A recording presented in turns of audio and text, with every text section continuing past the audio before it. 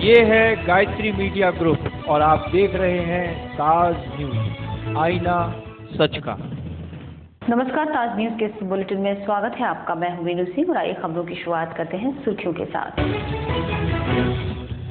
मंटोला के मुन्नापाड़ा में दबंगों ने 3 सगे भाइयों पर बोला हमला, जमकर पीटा, लाठी डंडों से, फायरिंग में लगी युवक को गोली।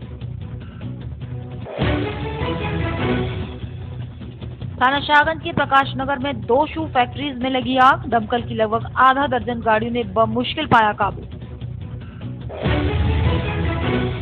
महिलाओं से छेड़छाड़ करने वालों का विरोध पीएसी जवान को पड़ा महंगा, लाठी डंडों और सरियों से लैस रंगबाजों ने जवान को जमकर पीटा। और थाना ताजगंज के दिग्नेर क्षेत्र में बदमाशों ने एक युवक को मारी गोली, बदमाशों ने दिखाया दुस्साहस, ऑटो से उतारकर दिन दहाड़े कर दी हत्या। और अब खबरें विस्तार से। थाना मंटोला के मुन्नापाड़ों में दबंगों ने 3 सगे भाइयों पर हमला बोल दिया। दबंग लोगों ने पहले जमकर लाठी डंडे और सरियों से उन्हें पीटा और फिर फायर कर दिया, जो गोली युवक के हाथ में लगी। आनंद फानंद में घायल को निजी अस्पताल में भर्ती कराया गया। फिलहाल पुलिस इस पूरी घटना की जाँच में जुट गई है। घटना ये हुई थी सर, मैं अपनी फैक्ट्री बंद कर आ रहा था, तकरीबन 1:30 पर देखा घर पर कमाड़ा हो रहा था। ठीक है, वो लोग हमारे दरवाजे पे गाड़ियाँ लगा देते हैं। घर के वो 4-5 मकान हैं उनके, रज्जो, महराज, भूरा, बाजो, एक सिल्ली, ये सब अपनी बस्ती के लोग हैं ये, लेकिन इन लोगों ने आतंक मचा रखा है कमज़ोर घरों के ऊपर। ये मेरे साथ घटना इतनी करी है, बेसबॉल के डंडे कम से कम 30-35 जने कूदे मेरे ऊपर, मेरे छोटे भाई के ऊपर, और कोई हम परिवार का कोई नहीं था। ठीक है, मैं नमाज के लिए जा रहा था, लेकिन उसका सिला अल्लाह ताला देगा। गोली मारी है मेरे हाथ पर। झगड़ा हुआ महराज के लड़कों से, रज्जो के लड़कों से। 4-5 घर हैं उनके, 4-5 घरों ने के परिवार के हैं, 30-40 लोग हैं। उन्होंने सबने मिलकर हमला करा। घर पे कोई भी नहीं था, 2-3 लोग थे, उनको घायल कर दिया। गोली चलाई है, दानिश ने गोली चलाई है, जायज से गोली लगी है। थाना शाहगंज के प्रकाश नगर इलाके में सोमवार रात 2 शू फैक्ट्रीज में भीषण आग लग गई। ये आग इतनी भयंकर थी कि पलक झपकते ही फैक्ट्री में रखा लाखों का सामान जलकर स्वाहा हो गया। सूचना पर पहुंची लगभग आधा दर्जन दमकल की गाड़ियों ने बामुश्किल इस आग पर काबू पाया। सोमवार रात करीब 11:30 बजे शाहगंज के प्रकाश नगर इलाके में उस समय भगदड़ और चीख पुकार मच गई, जब राजेश और विनोद की शू फैक्ट्री में भीषण आग लग गई। दोनों सगे भाइयों की शू फैक्ट्री से उठती आग की लपटों को देख आसपास के लोग फैक्ट्री में फंसे परिवार के लोगों को सकुशल बाहर निकालने में जुट गए। देखते ही देखते दोनों फैक्ट्रीज में रखा लाखों का माल जलकर खाक हो गया।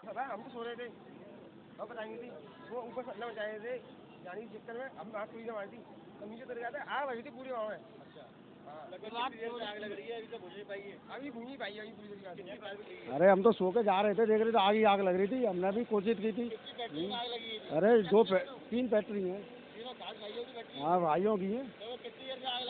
अरे कम से कम 2 घंटे हो गए। 1 घंटा हो गया आपको, अभी नहीं काबू हुआ पाया। अभी शू फैक्ट्री में आग लगने की सूचना मिलते ही फायर दमकल मौके पर पहुंच गई। फायर कर्मियों की करीब 2 घंटे की कड़ी मशक्कत के बाद बामुश्किल आग पर काबू पाया जा सका। शॉर्ट सर्किट से फायर हुई है, कोई आदमी नहीं फंसा है। अभी विदिन 1 आवर हम कंट्रोल पा लेंगे।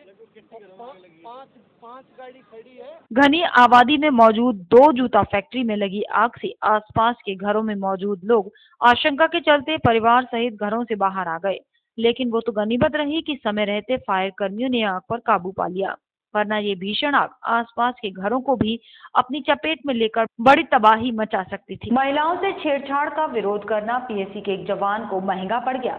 लाठी डंडों और सरियों से लैस दबंगों ने पीएसी के जवान को लहूलुहान कर दिया और फरार हो गए। मामला थाना ताजगंज क्षेत्र का है। जिला अस्पताल में घायल अवस्था में आया ये युवक सुभाष चंद्र यादव है। सुभाष चंद्र यादव आगरा में 15वीं वाहिनी पीएसी में कांस्टेबल के पद पर कार्यरत है। घायल सुभाष यादव ने बताया कि इलाके के कुछ दबंग युवक पीएसी कॉलोनी में बने मंदिर पर आने जाने वाली महिलाओं और युवतियों से छेड़छाड़ और फफ्तियां कसते थे। जब इसकी शिकायत पीड़ित महिलाओं ने पोस्ट पर मौजूद जवान से की तो सुभाष चंद्र मौके पर पहुंच गया। जवान सुभाष चंद्र ने जब दबंग युवकों को समझाने की कोशिश की तो दबंगों ने उस पर हमला बोल दिया। और लाठी डंडे व सरिये से लैस दबंगों ने सुभाष चंद्र को लहूलुहान कर दिया। ये अब मैंने तो ये सुना अभी क्लियर तो नहीं है कि ये किसी राजनेता हैं, ये तो उनका इन पे हाथ है, उस पर रहते हैं। कौन राजनेता है? अब जी अब वाईफाई रहता है इस पहले से भी ये पीएससी पे कौन है जी? ये कोई मंत्री हैं, वो हमको नहीं जानते सब। और हमने ये पुलिस में पहले ही भी कर चुके हैं सर। ये घटना ये अराजक तत्व थे यहाँ पीएससी बटालियन में आए हुए थे, कुछ जो बच्चे निकल रहे थे, कुछ लेडीज ये नहीं, जो मंदिर है हमारे यहाँ, तो उसी के पूजा वूजा करके निकल रहे हैं, तो वो छेड़छाड़ी कर रहे हो या कुछ हरकतबाजी फप्तियाँ कसी होंगी, तो उसी के मतलब उन्होंने बताया एलपी जो वहाँ रहता है हेड कांस्टेबल, ये लाइन ऑर्डर जो है हेड कांस्टेबल हैं, ये एलपी के हवलदार हैं, तो इनसे बताया होगा कि यहाँ से बच्चे लड़के जो है हरकत कर रहे हैं, इस तरह से लड़कियों को छेड़छाड़ कर रहे हैं, तो उन्होंने उनसे वार्ता करने के लिए उनके पास गए कि क्यों ऐसा कर रहे हो, क्यों हरकत कर रहे हो। उन्होंने जाकर के यहाँ उनके साथ मारपीट किया और ये घटना कर दिया। घटना की जानकारी मिलते ही घायल जवान के साथी मौके पर पहुंच गए, लेकिन तब तक हमलावर फरार हो चुके थे। घायल सिपाही को जिला अस्पताल में भर्ती कराया गया है। फिलहाल पुलिस ने मामला दर्ज कर फरार हमलावरों की तलाश शुरू कर दी है। थाना फतेहाबाद में मामूली बात को लेकर एक पक्ष ने दूसरे पक्ष पर हमला बोल दिया। दोनों ओर से जमकर फायरिंग हुई। इस घटना में एक ही पक्ष के 2 लोग घायल हुए हैं। सूचना पर पहुंची पुलिस ने घायलों को मेडिकल के लिए जिला अस्पताल में भर्ती कराया है। कूट के बाजरा में और फेंके आए जिन कोई बुरी से। हाँ, मेरे पति हैं भाईजान हो, वो धम्मो और क्या कहते हैं अशोक पालो, राजा भैया सौमीरो, ऐसे गैया चराता है ये वो, बुरी बुरी गाने देने लगे, तो इतने में इन्होंने भी दे दी। तो मतलब घर से क्या कहते हैं गए, घर से क्या कहते हैं लिवा के ले आए सबको, कैसे गाय देगा हमसे। तो इतने में मतलब डंडा गाड़ी लेके आई हो कि पस्सा एकदम मतलब टूट पड़े। आँच दे दी है घर में, झोंपड़ी में, वहीं पे झोंपड़ी डाल के रह रहे हैं, आँच दे दी है उन्होंने ही, ठाकुरन नहीं। और प्रधान जी हैं, अशोक पाल है और ये लोग हैं सबरे। जिले में इन दिनों अपराधियों के हौसले इतने बुलंद हैं कि वो दिन दहाड़े हत्या जैसी संगीन वारदातों को अंजाम देने से भी नहीं चूक रहे। सोमवार को भी ऐसी ही एक वारदात को इन बेखौफ बदमाशों ने थाना ताजगंज के दिगनेर में ऑटो में बैठकर जा रहे युवक को गोलियों से ताबड़तोड़ बरसाकर मौत के घाट उतार दिया और फरार हो गए। थाना ताजगंज के दिगनेर गांव में एक युवक को 3 अज्ञात हमलावरों ने गोली मारकर उसकी हत्या कर दी। युवक सेना में भर्ती देकर गांव में वापस लौटा था। मृतक युवक का नाम जोगेंद्र है। सूचना पर स्थानीय पुलिस और प्रशासनिक अधिकारी पहुंच गए। परिजनों ने जोगेंद्र की हत्या का आरोप गांव के ही रहने वाले रामदत्त, जिसके ऊपर राजस्थान और यूपी से इनाम है, और उसके साथ ही वीरेंद्र व हेमेंद्र पर लगाया है, जिनके खिलाफ तहरीर पुलिस को दी गई है। फिलहाल पुलिस ने मौके से शव को अपने कब्जे में लेकर पोस्टमार्टम के लिए भेज दिया है। साथ ही पुलिस इस मामले में तहकीकात में जुटी है। निकाल लो है, निकाल के पिस्टल की गोली मारो, 4 लोग थे। 4 है। वो बाइक है, वो अपाचे, एक ही गाड़ी पे 4। हमारे पे इनसे कोई जानकारी नहीं थी और ये ऐसे तो गांव में चलती रहती है, मगर ऐसी हमारी इनसे कोई रंजिश नहीं थी। और इन्होंने यहाँ से बिजली कल भर्ती देखने आए थे यहाँ पे। हाँ, तो यहाँ से इन्होंने यहाँ पे मौका नहीं मिला है, तो कल यहीं पर रहे थे और बिजली घर से इन्होंने पीछा किया है, वहाँ पे मौका देख के इन्होंने यहाँ पे कवर कर लिया है उसे। एक्चुअली इधर कंट्रोल रूम से इसका सूचना मिला था, कुछ लोगों को गोली मार दिया। अभी मौके पे इनका गजेंद्र सिंह का खिलाफ गोली मार दिया कुछ लोगों को, 3 लोगों को बाइक में आ चुका है, इनको गोली मार दिया, इसलिए इनका मर गया। अभी पीएम के लिए हम बॉडी भिजवा दिया। बीते दिनों थाना ताजगंज क्षेत्र में सब्जी व्यवसायी की हत्या के आरोपी द्वारा सोमवार को मृतक की मां के साथ मारपीट कर मुकदमा वापस करने का दबाव बनाने पर पीड़ित परिवार ने भाजपा नेताओं से गुहार लगाई है, जिस पर भाजपा नेताओं ने पुलिस को चेतावनी दी कि अगले 24 घंटे में अगर आरोपियों की गिरफ्तारी नहीं होती है तो भाजपा एसएसपी का घेराव करेगी और एसएसपी कार्यालय के बाहर अनशन भी करेगी। आज से 1 महीने पूर्व थाना ताजगंज के अंतर्गत जो बिल्लोचपुरा कब्रिस्तान पड़ता है, वहाँ पर इनके बेटे 30 वर्षीय बेटा था सैलू, जिसकी 3 नामजद आरोपियों ने उनकी मारपीट करके उनकी हत्या कर दी थी। और थाना ताजगंज पुलिस ने मरणासन हालत में इनके पुत्र सैलू को एसएन में भर्ती कराया गया था, और जहां उसने अपना दम तोड़ दिया था। आईपीसी सेक्शन 304 के अंतर्गत थाना ताजगंज में 3 अभियुक्तों के खिलाफ नामजद अभियोग पंजीकृत है, और जिसमें एक नंदकिशोर, पंकज और एक कुक्कू नाम के जो 3 आरोपी हैं। और ये देखिए कितनी बड़ी बेशर्मी की हद है, हत्या जैसा एक मामला, और 1 माह से ज़्यादा हो गया, पुलिस अभी तक किसी भी आरोपी को गिरफ्तार नहीं किया गया है। और हत्या से भी बड़ा क्या अपराध होगा। ये एक बूढ़ी माँ है और आरोपियों के हौसले इतने बुलंद हैं कि इसके बावजूद भी उन लोगों ने इनके घर पर गए परसों के दिन, और ये वृद्ध माँ को उन्होंने मारा पीटा। अब इनका कोई बेटा नहीं है, वही इनका खेवनहार था और उन्हीं के सब्जी की ठेल लगाता था, उनके माध्यम से इनकी रोजी रोटी चलती थी, पेट भरने का काम करते थे। आज ये मुझसे मिले और मैंने आज एक लेटर जारी किया है कप्तान साहब को, जिसमें हमने चेतावनी दी है पुलिस प्रशासन को कि अगर उन्होंने 48 घंटे के अंतर्गत अगर नामजद आरोपियों की गिरफ्तारी नहीं की तो भारतीय जनता पार्टी पीड़ित परिवार के साथ में कप्तान साहब का घेराव करेगी और वहां पर भूख हड़ताल। छात्रों की समस्याओं के लिए जिम्मेदार अधिकारी अब स्टूडेंट से अभद्रता करने पर उतारू हो गए हैं। हद तो तब हो गई जब समस्या लेकर आई आगरा कॉलेज की छात्रा को विश्वविद्यालय के रजिस्ट्रार ने पागल और बदतमीज कहकर अपने कार्यालय से धक्का मारकर भगा दिया। पूरी घटना ताज न्यूज के कैमरे में कैद होते देख रजिस्ट्रार केएन सिंह अपना गुस्सा मीडिया पर उतारने लगे।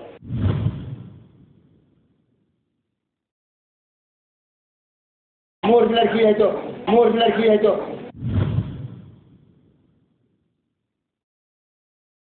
साल लोग हैं डिस्टर्ब कर रही हो। बताए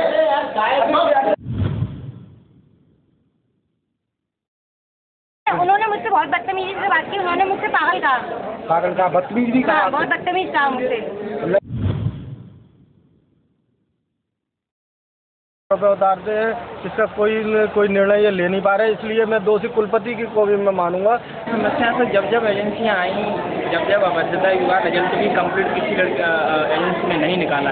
नहीं जागीर किसी की ये दुनिया नहीं, जागीर किसी की, राजा हो या रंक यहाँ तो सब है चौकीदार, कुछ तो आकर चले गए, कुछ जाने को तैयार, ये दुनिया नहीं जागीर किसी की। डॉक्टर भीमराव अंबेडकर विश्वविद्यालय में समस्याएं सुलझने का नाम नहीं ले रही हैं। बड़े घोटालों एवं फर्जीवाड़े को लेकर सुर्खियों में रहने वाला विश्वविद्यालय प्रशासन अब अभद्रता पर उतारू है। सोमवार को रजिस्ट्रार कार्यालय के बाहर परेशान छात्र छात्राओं की लंबी लाइन लगी हुई थी। इसी बीच समस्या लेकर आई छात्रा के साथ हुई घटना ने विश्वविद्यालय प्रशासन को शर्मसार कर दिया। हद तो तब हो गई जब समस्या लेकर आई छात्रा को रजिस्ट्रार केएन सिंह ने पागल कह दिया। मूर्ख लड़की है तो मूर्ख लड़की है तो मूर्ख लड़की है तो मूर्ख लड़की है तो। पागल कहने के बाद भी रजिस्ट्रार का गुस्सा कम नहीं हुआ और लड़की पर चिल्लाते हुए उसे बदतमीज कहते हुए ऑफिस से बाहर निकाल दिया। जो यहाँ भटक रहे हैं तुम्हारे उनको रखिए, अभी बात करते हैं। नहीं आता है, साल लोग हैं डिस्टर्ब कर रही हो। ये पूरी घटना ताज न्यूज के कैमरे में कैद होता देख रजिस्ट्रार अपना गुस्सा मीडिया पर दिखाने लगे। कैमरा बंद करने की हिदायत देते हुए क्या बोल रहे हैं रजिस्ट्रार, आप खुद ही सुन लीजिए। पीड़ित छात्रा ने ताज न्यूज को अपनी समस्या बताते हुए रजिस्ट्रार पर बदतमीजी करने का आरोप लगाया। वहीं पीड़ित छात्रा इससे पूर्व भी कई बार समस्या के लिए विश्वविद्यालय के कई चक्कर लगा चुकी है। रिजल्ट नहीं आया है सर, तो कॉलेज वाले बोलते मैं यहाँ यूनिवर्सिटी आई थी, यूनिवर्सिटी वाले ने बोला था कि अटेंडेंस शीट लेके आइए। जब मैं अपने सर के पास गई कॉलेज में, तो कॉलेज ने बोला जब तुम अब्सेंट ही नहीं हो तो अटेंडेंस दोगी किससे, पहले अपना रिजल्ट आना चाहिए, रिजल्ट में आपको दिखेगा कि आप किस सब्जेक्ट में अब्सेंट है, तभी तो आपको मालूम पड़ेगा। मैं अपनी रेगुलर क्लासेस देती हूँ, यहाँ सर के पास आती हूँ तो सर कहते हैं नहीं सभी सब्जेक्ट की लेके आइए, और कॉलेज वाले मना करते हैं। और ये बात भी सही है, जब मेरा रिजल्ट नहीं निकलेगा। भी बात कर रहे थे, उन्होंने किस तरह का व्यवहार किया? उन्होंने मुझसे बहुत बदतमीजी से बात की, उन्होंने मुझसे पागल कहा, बदतमीज भी कहा, बहुत बदतमीज कहा मुझसे। जब मैं अब्सेंट ही नहीं हूँ तो मैं अब्सेंट लेके किसके आऊँ? रजिस्ट्रार ने एक छात्रा से अभद्र व्यवहार किया है। ये लोग हम पूरा आरोप लगाते हैं विश्वविद्यालय अधिकारी पे। विश्वविद्यालय अधिकारी अब कोई काम कर नहीं रहे हैं। 13, 14 और 15 के करेक्शन आ चुके हैं, कोई काम हो नहीं रहे हैं। छात्र परेशान है, चार्ट है नहीं। अपनी गुस्सा किस पर उतारे, छात्रों पे उतारते हैं। इसका कोई निर्णय ये ले नहीं पा रहे, इसलिए मैं दोषी कुलपति की को भी मैं मानूंगा, जो बैठते हैं नहीं, केवल लखनऊ में बैठ रहे हैं। पता नहीं क्या सारे कमीशन इन लोगों के आपस में तय है, और इसलिए ये छात्र आज इतने दुख, मुझे काफ़ी उससे कहना पड़ रहा है परेशानी से कि छात्र इतना परेशान हो चुका है कि किसी दिन इस पर इतना बड़ा बवाल होगा। समस्या तो जब एजेंसियां आई, जब अभद्रता विवाद रिजल्ट भी कंप्लीट किसी एजेंसी ने नहीं निकाला है। और बात रही या रजिस्टर ऑफिस में हेल्प डेस्क बना लिए इन लोगों ने, मगर जो केएनसी जो रजिस्ट्रार है उनका रवैया ठीक नहीं है छात्रों के प्रति। अब छात्र परेशान होकर बहुत दूर से आते हैं, कोई 100 किलोमीटर से आ रहा है, कोई 200 किलोमीटर से आ रहा है, कोई दूसरे ज़िले से भी आते हैं। तो छात्र जो है इतने परेशान है कि कोई भी एजेंसी उनका समस्या निर्धारण नहीं। आए दिन छात्रों छात्राओं से बेहद बदतमीजी करते हैं। हैरत की बात तो यह है कि जिम्मेदार अधिकारी पर परीक्षा एजेंसी से सांठगांठ के गंभीर आरोप भी लग चुके हैं। बीएड परीक्षा केंद्रों को रातों रात बदलने के मामले में भी रजिस्ट्रार का नाम खूब सुर्खियों में रहा था। अब देखना ये होगा कि बेनकेल होते ऐसे अधिकारी पर कार्रवाई कब और कौन करता है। खबरों का सिलसिला लगातार चल रहा है, लेकिन वक्त हो गया है एक छोटा सा ब्रेक लेने का।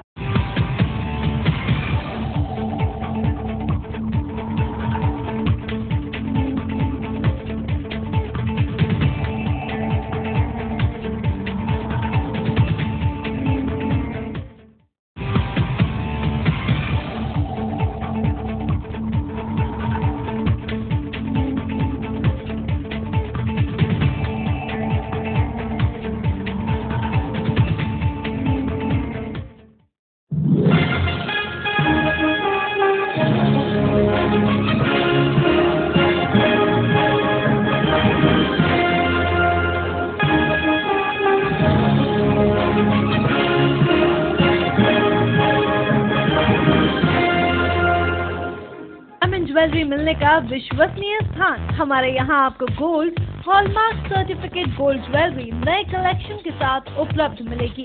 संपर्क करें Shri Balaji jewellers, Fortune Tower near Kargil petrol pump, Agra. Phone number 9719333563 और 9759333992।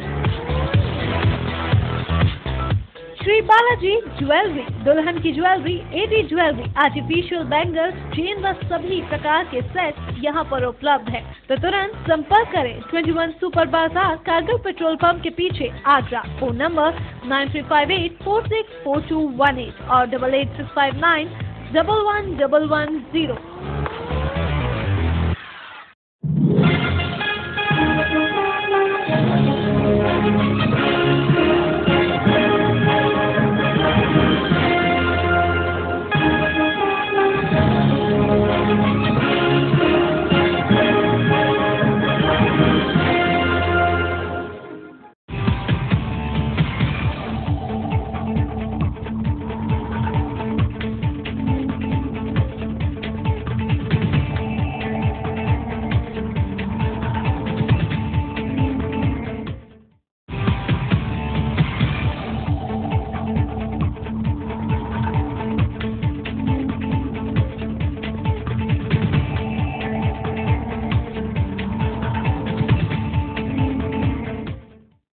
की खबर। थाना एमएम गेट के नूरी दरवाजा क्षेत्र में सोमवार को उस वक्त अफरा तफरी मच गई जब यहां स्थित एक पेटा फैक्ट्री में अचानक आग लग गई, जिसमें आधा दर्जन से ज्यादा लोग झुलस गए। सूचना पर पहुंची दमकल की गाड़ियों ने कड़ी मशक्कत के बाद आग पर काबू पाया। तब कहीं जाकर क्षेत्रीय लोगों ने राहत की सांस ली। थाना एमएम गेट के नूरी दरवाजा में पेटा कारखाने में सिलेंडर में आग लग गई, जिसमें करीब आधा दर्जन लोग झुलस गए हैं। बताया जा रहा है कि यहाँ टीटीजेड की सख्ती के चलते लोग एलपीजी सिलेंडर का इस्तेमाल कर पेठा बनाते हैं, जिसके चलते ये हादसा सामने आया है। बहरहाल दमकल की गाड़ी मौके पर पहुंच गई, जहां उन्होंने आग पर काबू पा लिया। इस आग से इलाके में हड़कंप मच गया, क्योंकि नूरी दरवाजा इलाके में अधिकतर पेठा के कारखाने संचालित हैं, जो सभी एलपीजी गैस का इस्तेमाल कर रहे हैं।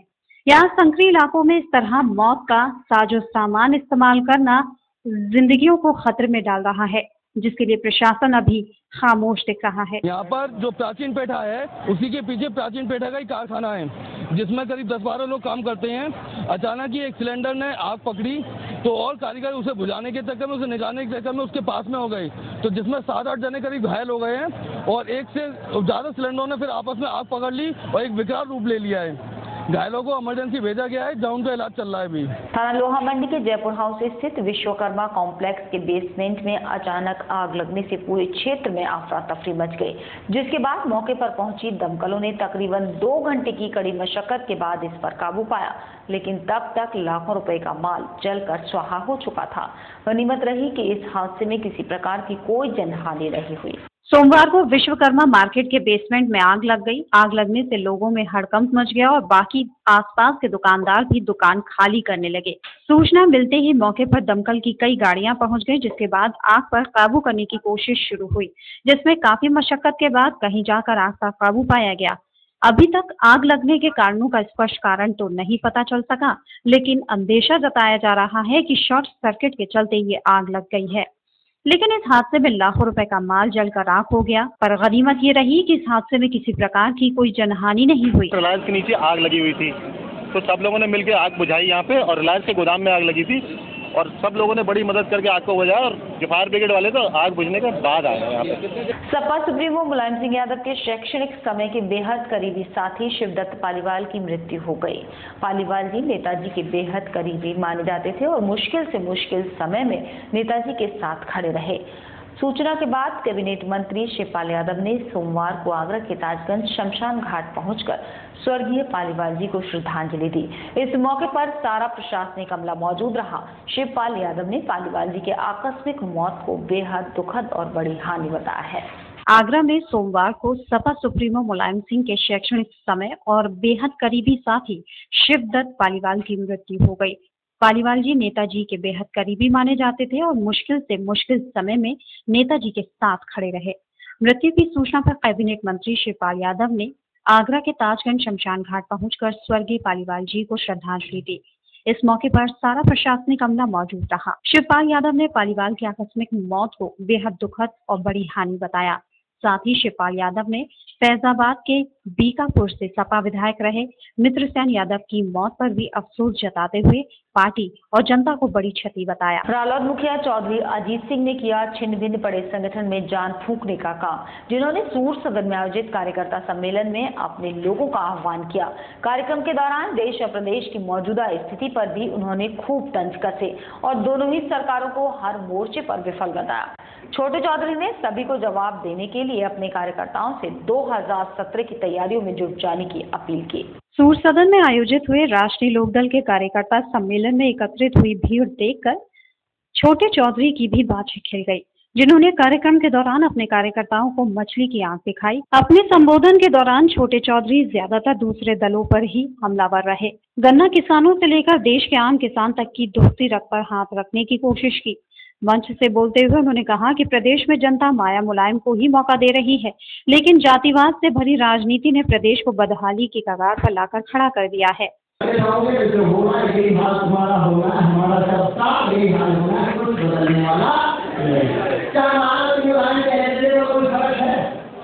क्या लूटने में मायावती मुलायम से किसी मामले में कम है? क्या जातिवाद में मुलायम और मायावती एक से नहीं है? ये यादव सिंह का किस्सा मालूम है? मायावती यादव सिंह जूनियर इंजीनियर को चीफ इंजीनियर बना दिया।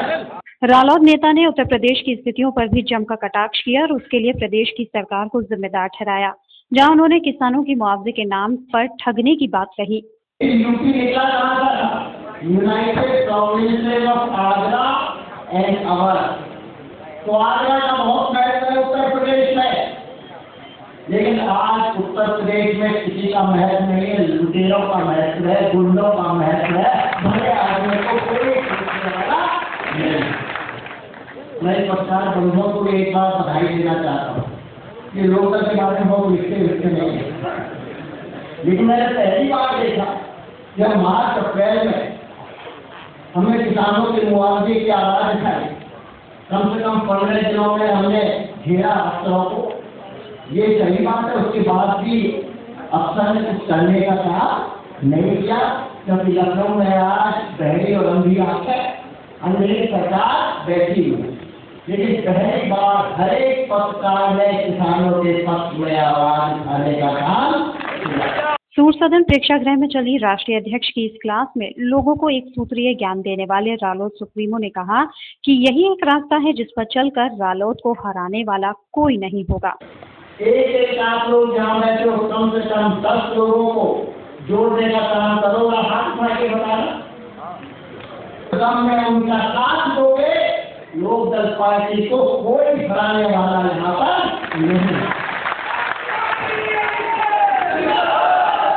इस मौके पर उन्होंने पार्टी कार्यकर्ताओं को बड़ी संख्या में आने के लिए शाबाशी दी और जिलाध्यक्ष ब्रजेश चाहर की पीठ थपथपाई। उन्होंने अपने कार्यकर्ताओं का आह्वान करते हुए कहा कि अगर गरीबों और किसानों की लड़ाई लड़नी है तो जमीनी स्तर पर काम करना होगा और विधानसभा चुनावों में बड़ी ताकत बनकर उभरने से ही संगठन के उद्देश्यों की पूर्ति होगी। 2017 में अपने बूते पर चुनाव लड़ेगा राष्ट्रीय लोकदल, ये कहना है पार्टी के राष्ट्रीय अध्यक्ष और पूर्व केंद्रीय मंत्री चौधरी अजीत सिंह का, जिन्होंने आने वाले विधानसभा चुनाव में किसी भी गठबंधन को मानने से साफ इनकार कर दिया। उन्होंने इस दौरान माया मुलायम और भाजपा कांग्रेस सभी की कथनी और करनी में अंतर बताया। उनके मुताबिक देश और प्रदेश की सरकारें किसानों की अनदेखी कर रही हैं। आगरा आए राष्ट्रीय लोकदल के मुखिया पूर्व केंद्रीय मंत्री सम्मेलन के बाद पत्रकारों से भी मुखातिब हुए, जहां उन्होंने उनके सवालों के जवाब दिए। अपने चिर परिचित अंदाज में रालोद सुप्रीमो ने देश और प्रदेश के मौजूदा हालातों पर जमकर कटाक्ष किए, जिसमें यूपी में समाजवादियों को तो उन्होंने नया नाम दे दिया। उनके मुताबिक यादवों का गिरोह प्रदेश में सरकार चला रहा है। तो खबर 22 लोगों की है। अरे भाई, भाई बहन भाई हैं, MP हैं, MLA हैं, जितने वो हैं, ये जो चयन समितियां हैं सबके अध्यक्ष हैं, जितने बैंक हैं, कोऑपरेटिव बैंक, ये बैंक, वो सब इनके कब्जे में। और अगर आप मंत्रिमंडल में भी देखोगे, जितने इम्पोर्टेंट पोर्टफोलियो सिर्फ 2-3 पे हैं, शिवपाल पे इलेक्ट्रिसिटी, पावर और सड़क, एग्रीकल्चर सब इन्हीं के पास, सिंचाई, रेवेन्यू, मतलब कुछ लोगों पे ही है सारी सत्ता। और वही सिवाय पैसे के कोई नौकरी में आज कोई लड़का भर्ती नहीं हो सकता। इसके अलावा उन्होंने स्पष्ट किया कि रालोद आगामी चुनाव अपने दम पर लड़ेगा, जिसके लिए वो जगह जगह जाकर कार्यक्रम कर रहे हैं और अपने कार्यकर्ताओं को जागरूक बनाकर पूरी तैयारी से जुट जाने की अपील भी कर रहे हैं। तो यादव, मैं लखनऊ में था जब मैंने कहा था मुलायम सिंह के ऊपर किसी को विश्वास नहीं है और ये नहीं चलने वाला है। अगर आप पिछले अखबार देखेंगे तो मैंने सबसे पहले मैंने ये कहा था, और क्योंकि मैंने प्रकाश कार्ड को भी कोट किया था, उन्होंने भी यही कहा था कि बहुत धोखा दे चुके हैं सबको। अब असल में मुलायम सिंह जी, लोग कहते हैं ना रिमोट रहता है हमारी सरकारों में, मुलायम सिंह जी का रिमोट CBI के पास है। जिस दिन यादव सिंह पे केस हुआ उसी दिन सबको पता था अब मुलायम सिंह सरकार का विरोध नहीं करेंगे। इस दौरान कई कार्यकर्ताओं ने अंदर आने की होड़ में शोर शराबा कर दिया। रालोद मुखिया को जो काफी नागवार गुजरा और उन्होंने जमकर उन्हें लताड़ा, जबकि कईयों को बाहर तक भगा दिया। इस दौरान कई लोगों को उन्होंने पार्टी में शामिल कराते हुए उन्हें फिर से सक्रियता के साथ काम करने का आदेश दिया। हजरत पीर मुर्शीद हजरत शाह अमीर अब्दुल अहरारी नक्श साहिब के उर्स के मौके पर अबुल्लाह दरगाह पर चादरपोशी का आयोजन किया गया, जिसमें सैकड़ों अकीदतमंदों ने दरगाह पर चादरपोशी की। चादरपोशी के साथ साथ दरगाह पर महफिल शमा और कब्बाली का आयोजन भी किया गया और सभी के लिए अमन चैन की दुआ मांगी गई। सोमवार को हजरत पीर मुर्शीद हजरत शाह अमीर अब्दुल अहरारी नक्शबंदी साहब के उर्स के मौके पर अबुल्लाह दरगाह पर चादरपोशी का कार्यक्रम आयोजित किया गया, जिसमें सबसे पहले महफिल समा हुई। महफिल समा के बाद सैकड़ों लोगों ने दरगाह में चादरपोशी की। इसके साथ साथ दरगाह पर फातिहा भी हुई, जिसमें दरगाह पर आए लोगों ने शिरकत की। चादरपोशी कार्यक्रम के साथ साथ दरगाह पर कव्वाली का भी आयोजन किया गया, जिसमें कव्वालों द्वारा कई कव्वालियां पेश की गई। कार्यक्रम की जानकारी देते हुए दरगाह के पदाधिकारियों का कहना था कि हजरत पीर अब्दुल अहरारी नक्शबंदी का उर्स हर साल पली पार यमुना ब्रिज स्थित दरगाह पर किया जाता है, जिसकी चादरपोशी उनके द्वारा अबुल्लाह की दरगाह पर भी की जाती है। दरअसल आज हजरत के पीर मुर्शिद आपके चचा और आपके खुसूस हजरत अमीर अब्दुल्ला अहरारी रहमतुल्लाह अलैह का उर्स मुबारक पली पार मनाया जाता है। वही फातिहा हम लोग भी यहाँ कुल शरीफ की करते हैं। गुज़िश्ता कई सालों से ये फातिहा हम लोग कर रहे हैं और इसमें लोगों ने यह जो शिरकत की उसके लिए मैं उनका शुक्रगुज़ार हूँ। और इंशाअल्लाह आगे के प्रोग्राम इसी तरह यहाँ दरगाह अली में होते रहेंगे। आप हजरात का ताबन इसमें ज़रूरी है। और इसी के साथ फिलहाल बुलेटिन में सिर्फ इतना ही। अगले बुलेटिन में नई खबरों के साथ आपसे फिर होगी मुलाकात। जुड़े रहिए ताज न्यूज के साथ। नमस्कार।